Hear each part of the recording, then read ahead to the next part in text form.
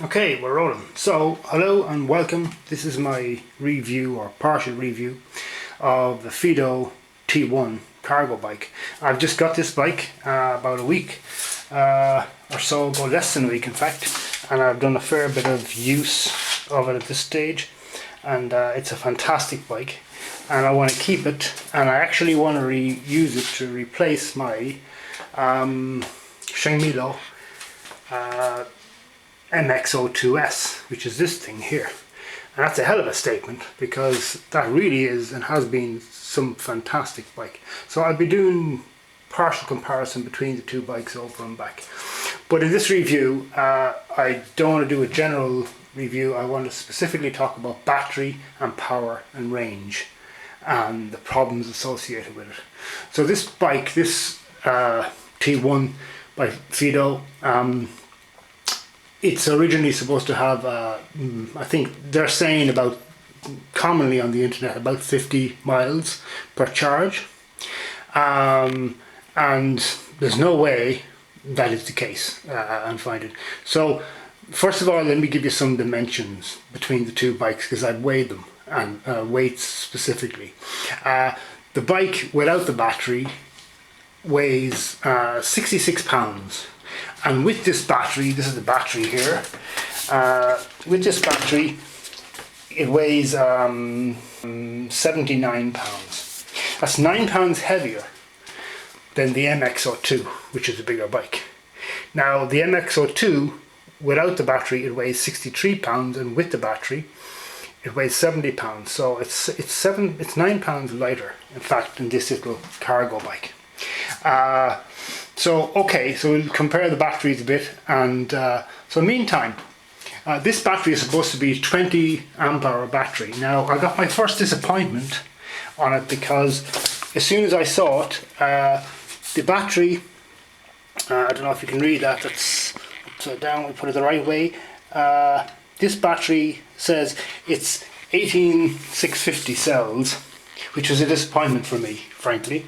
I was hoping for the 2170 cells. Now, most of the stuff I've seen on the internet, they seem to have the batteries listed as 2170 cells, 4000 milliamp hour. These are 18650 cells, and they're 2600 milliamp hours. So it has the same energy density overall, 20 amp hours. But I'm not sure if that's impactful or not. Either way, it was just a psychological disappointment, I suppose. But anyway, get into the battery and the bike and what it can do. So what I found is I did an extensive test yesterday over 12 or 13 miles, and I found that it used over 50%, in fact. Now that was flying along. This bike is very, very lively, it's very fast. So it was really flying along at full speed and some hills and different things. On the same run, the MX-02 does the very same miles, in fact. So the MX-02, the battery on the MX-02 is a 17 amp hour battery. Let's have a look. There it is, right? This thing. It's 17 amp hour battery, and it does the same miles. Basically, it does 25 miles per charge, the MX-02. And this is looking to me like it's going to do the same, the T1, 25 miles. Now, part of the problem there is the bike is incredibly fast and powerful, and you don't have much finesse when it comes to riding slow. So I should explain that, because it's a problem, and I want to examine what kind of things we can do to modify it. But I think Fiido needs to take this on board as well. So we turn it on. Okay, it's on already at the ignition. So let's switch it on. Now, by the way, this controller here, switch it on, is nice and bright. There's been lots of early complaints for the early bird buyers of this bike that the controller was very, very dim. I have no such problems with this. They've obviously updated it. So the controller doesn't do much. It gives you the kilometers, the speed in kilometers per hour. That's okay. So notably 40 kilometers per hour is of course 25 miles. That's probably the most important figure to remember. So apart from that, we have PAS levels, PAS 1, 2 and 3. There they are, I switched them, PAS 1, 2 and 3. So the way it works is quite different from what the MX-02 does. The MX-02 has 5 different levels and it has a PAS 0. This bike has no PAS 0. So that means that if you want to pedal the bike only and use, say, the headlamp at night, and maybe your battery is low or something like that. It happened to me once in the MX-02, and I wanted to get home, just simply pedaling. You don't have that option, because as soon as you pedal, the motor kicks in and it gives you assistance. So the MX-02, the way it happens with the MX-02 bike is that basically PAS 1 is very, very weak. It's about 20%. You have almost no power. You have PAS 0 if you want to switch it off and just simply pedal yourself, and at the same time have the benefit of the lights and so on. PAS 2 is slightly pedestrian. PAS 3 is the real thing. It's good for everything, knocking around town. And PAS 4 is very, very powerful, about 80% of the power or more, and there's almost no difference between it and PAS 5. But this is different. This is stepped acceleration. So what I mean is, when you're on PAS 1, all of PAS 1, 2 and 3 levels, they all accelerate and go like a rocket between 0 and 10 miles per hour. After 10, more or less, 10 or 12 miles per hour, in PAS 1, it kicks off and you're on your own. You're back to pedaling, pure pedaling. The motor doesn't assist at all. PAS 2 is similar, except it goes to about 18. After 18 or 20 miles per hour maybe, at most, the motor kicks off and you're on your own. And PAS 3 will bring you all the way up to top speed. Now incidentally, when I got this bike here in Europe, I had to disable the speed limit on it. It was limited to 25 kilometers per hour, about 15 miles per hour. So the way to limit it, to take off the limiter, is very simple. You pull both brake levers at the same time as pulling the throttle fully. You push it down fully, and those 3 things, plus you hold the power on button, and it comes on and it starts flashing D2, and you hold that flashing there for about 5 seconds and let everything go, and that's it. That's the speed limiter off of the bike. Okay, so it's very, very fast to go. The sensation is fantastic, but it's very, very crude in terms of matching the speed limit. There's no finesse in terms of controlling the speed limit. So that's invariably the problem. Now consequently, as I was saying, the reason why it's kind of eating miles for the battery, or eating battery for the miles, is that you don't have much choice really but to drive and use the throttle and etc, etc. So every time you move the pedals, it's the very same thing as pushing down the throttle. It goes extremely fast. There's no adjustment, there's no finesse really. So you're eating the battery, good old.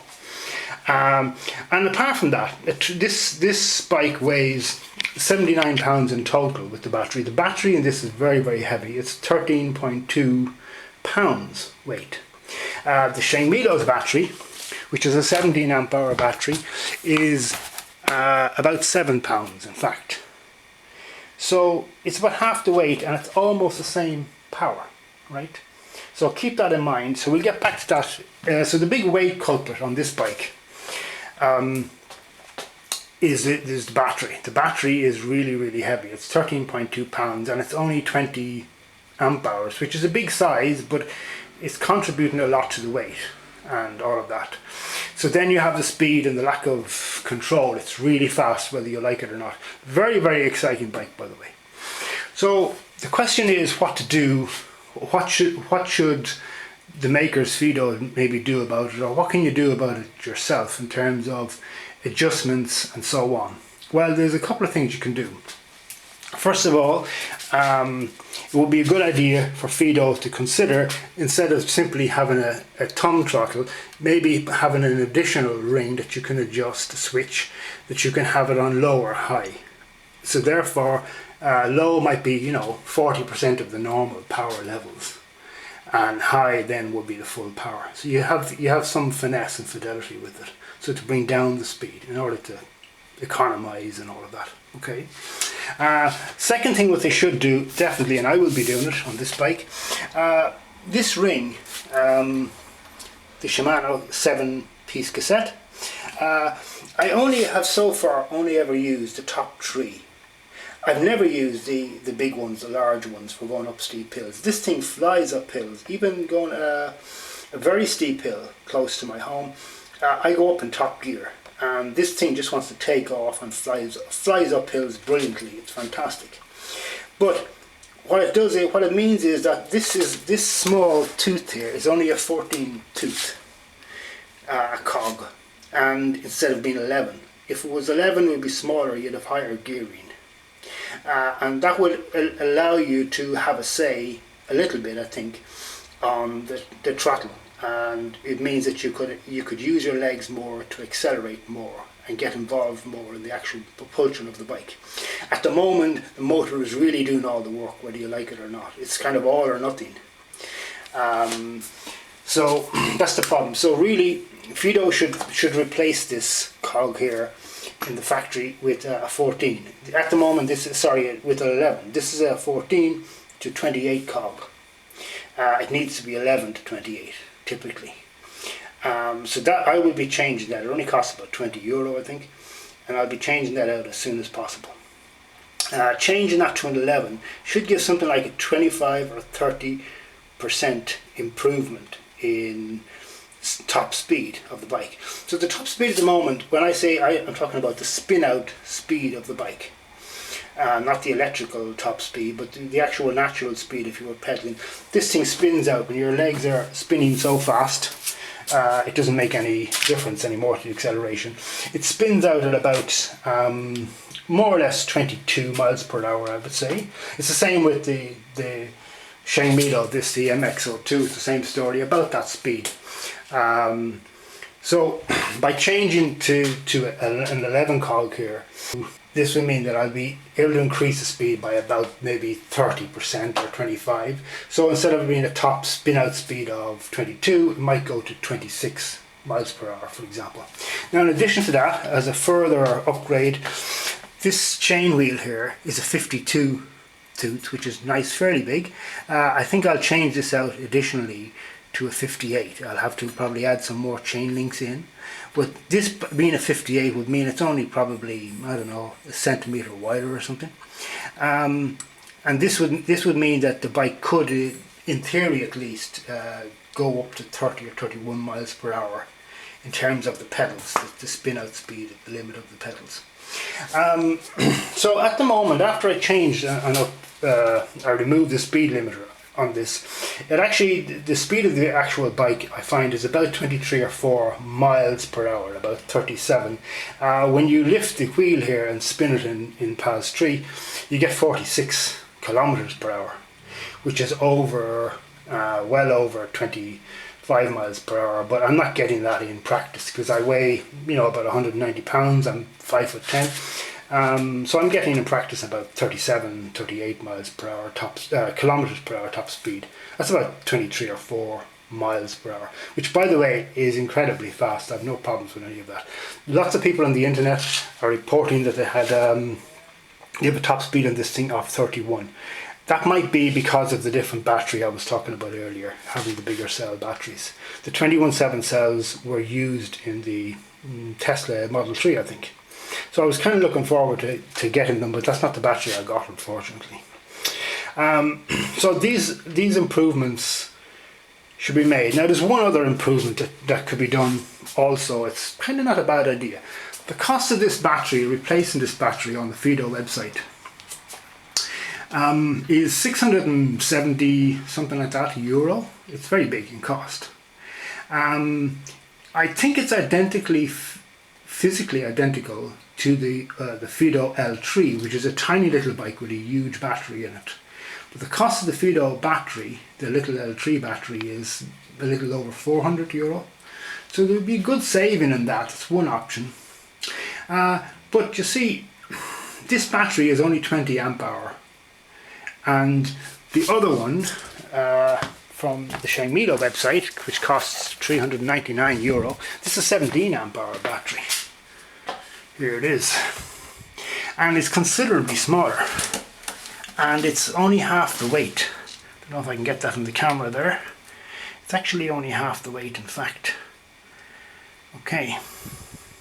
So why not have one of these, a 17 amp hour, in the bike and lose some of that incredible weight in the bike, and you have almost the range anyway. So could that be done? Well, I think it could actually, with a little bit of a modification. So let me show you what I'm talking about here. So this battery, when I open up the ignition and lock it here, pull out the battery if I can.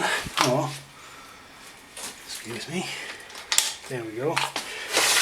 There is the battery. Now, this is the area where the battery sits. And if we grab the other battery,